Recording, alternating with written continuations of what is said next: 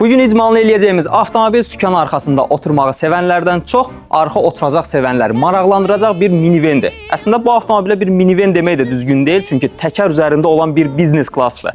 Qarşınızda Xpeng X9.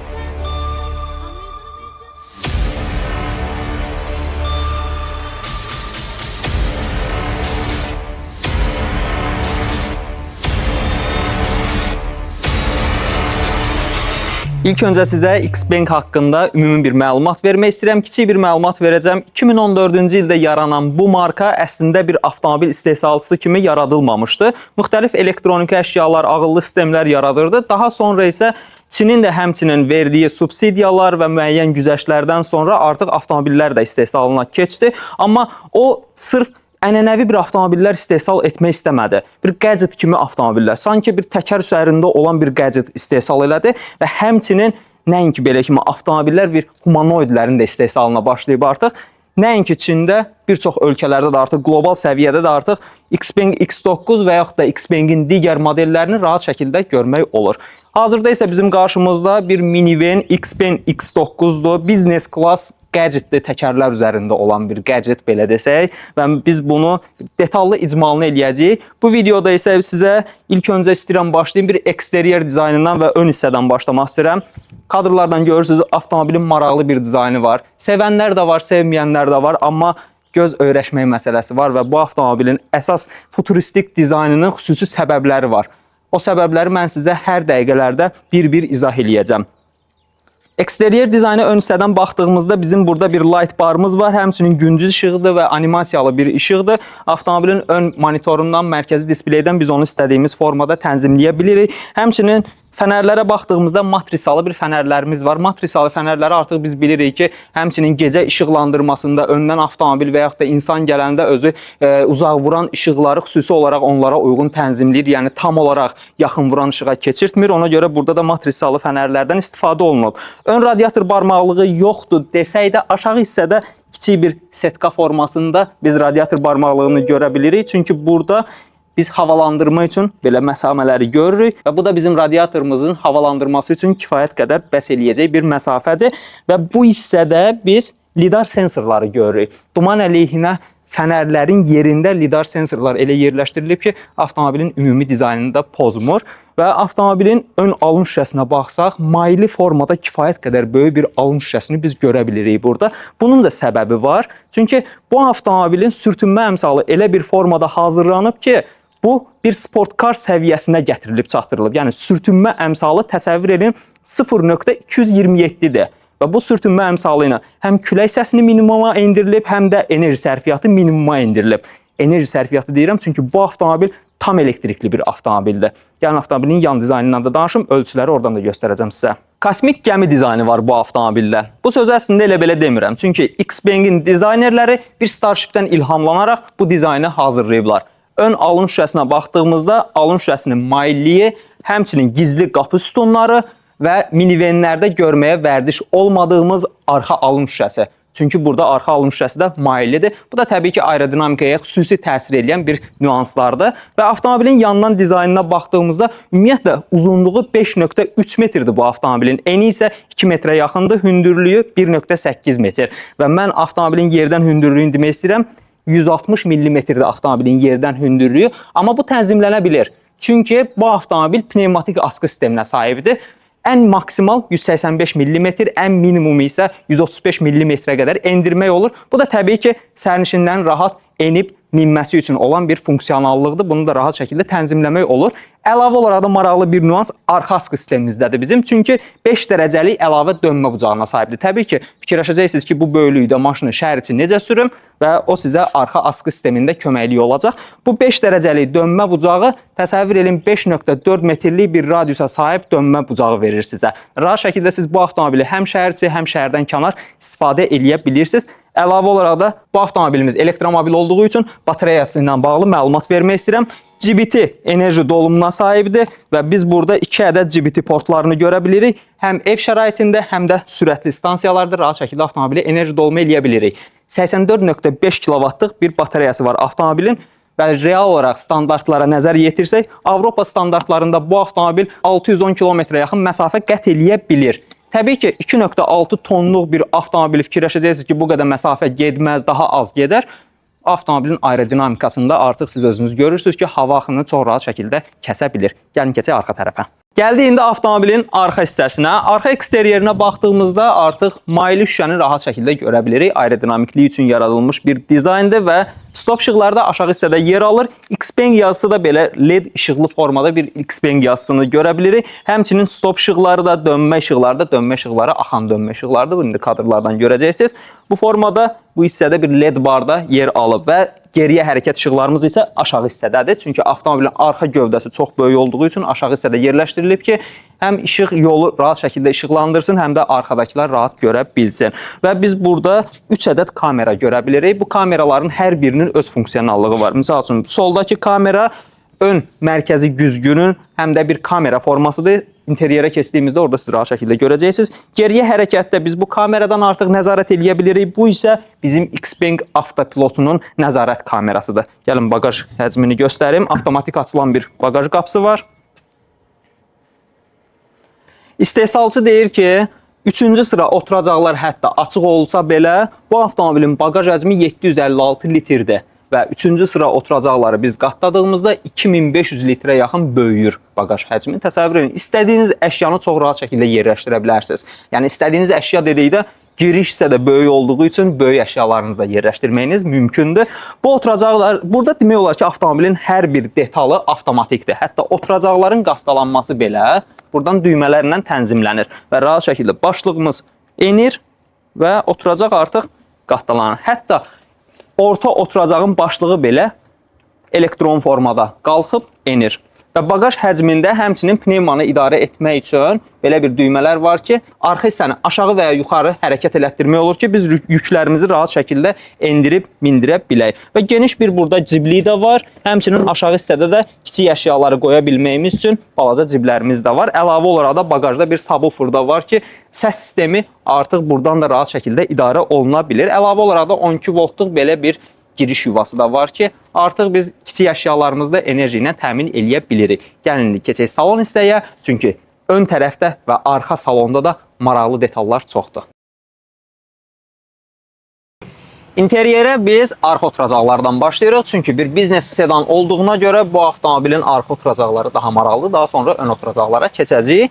Kifayət qədər çox funksionallıq var və rahatlıq var avtomobildə. Kapitan tipli oturacaqlardır, amma bitişik oturacaqlardır. Ara məsafə yoxdur. 3-cü sıraya keçmək üçün isə düyməmiz var. Qapını açdığımızda həmin düyməni basırıq və oturacaq qatdalanır. Artıq rahat şəkildə arxaya keçəcəyik. Arxadan da danışacağım sizə. Amma ilk öncə buradan danışım.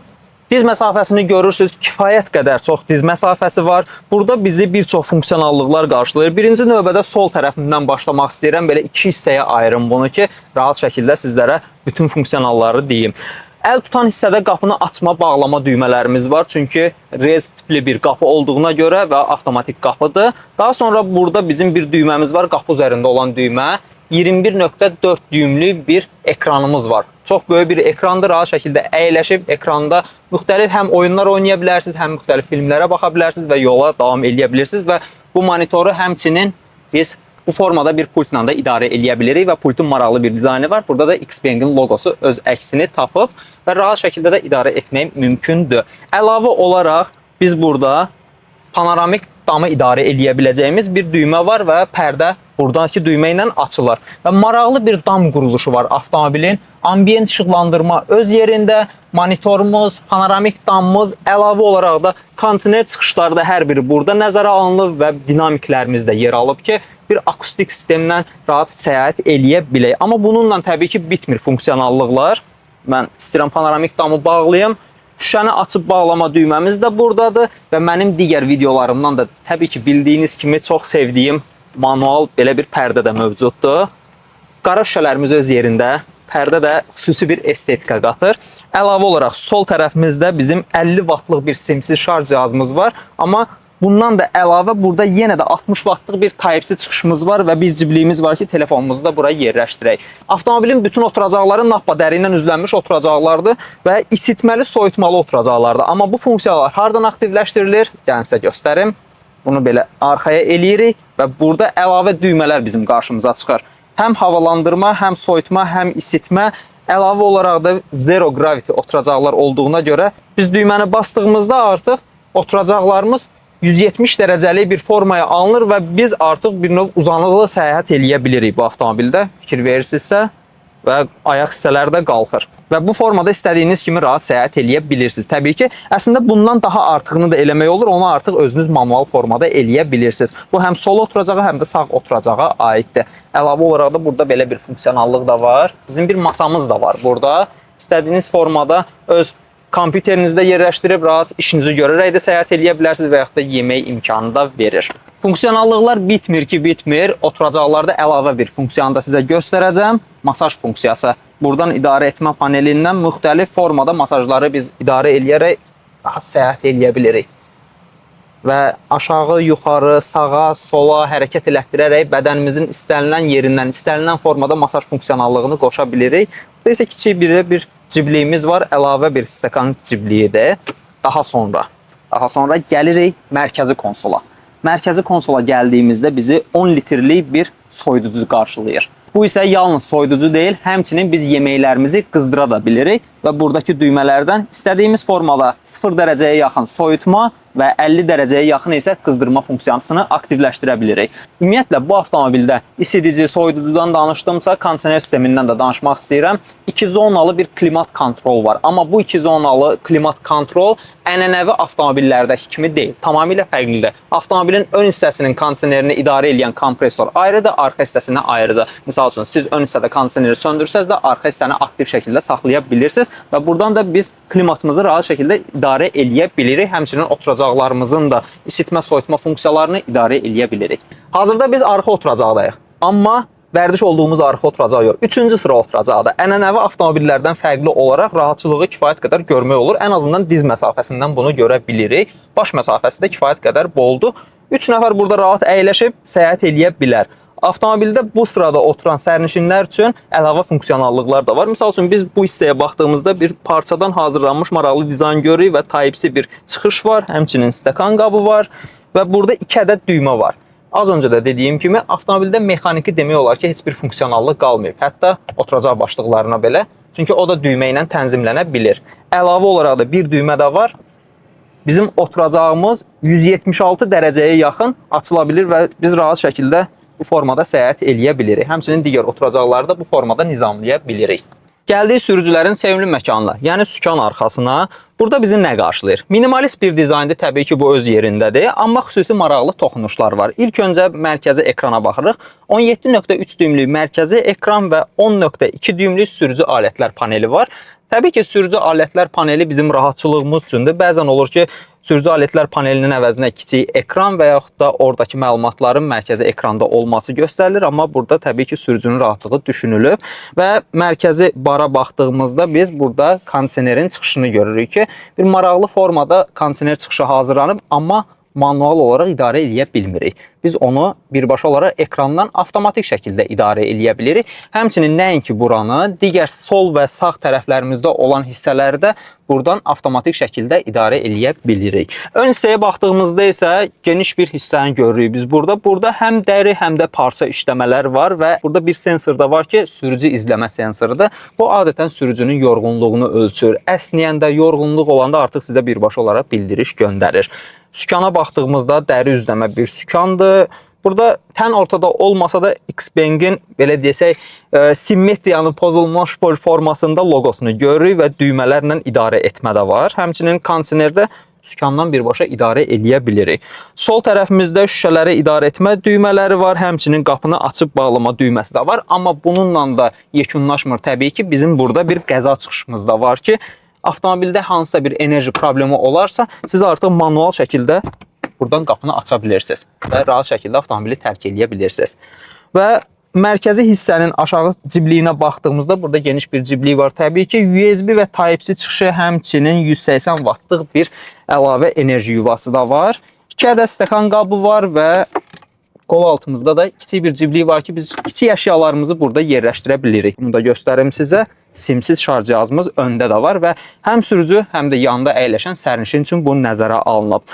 Arxa hissədə olduğu kimi ön hissədə də bir lük var. Açılmayan bir lükdür və manual pərdə ilə təchiz olunub. Kiçik də olsa fərahlıq üçün mənə elə gəlir ki, sürücüyə lazım olan bir ehtiyacdır. Avtomobil 800 voltluq bir arxitekturaya sahibdir və yalnız bir mühərrikdən ibarətdir. Yəni arxa çəkən bir avtomobildir. 320 at gücü və 450 Nm tork hasil eləyir və bu gücdə olan bir avtomobil 0-dan 100-ə sürətlənməni cəmi 7.7 saniyə eləyir. Bəzilərinin üçün bəlkə də çox gələ bilər, amma sizə onu deyim ki, bir minivan və 2.6 tonluq bir avtomobil üçün kifayət qədər əla bir nəticədir. Təbii ki, bu avtomobildə təhlükəsizlik sistemləri də yüksək səviyyədə təşkil olunub. Adaptiv cruise control, zolaq tutma və ya siz hərəkət etdiyinizdə qəza əleyhinə sensorlar, həmçinin qəzadan yayınma üçün sükana müdaxilə belə var bu avtomobildə və avtopilotda getdiyiniz zaman qarşınıza hansısa bir heyvan və yaxud da insan çıxdığında belə avtomobili həmin qəzadan yayındıra bilir. Maraqlı bir funksionallıq da var ki,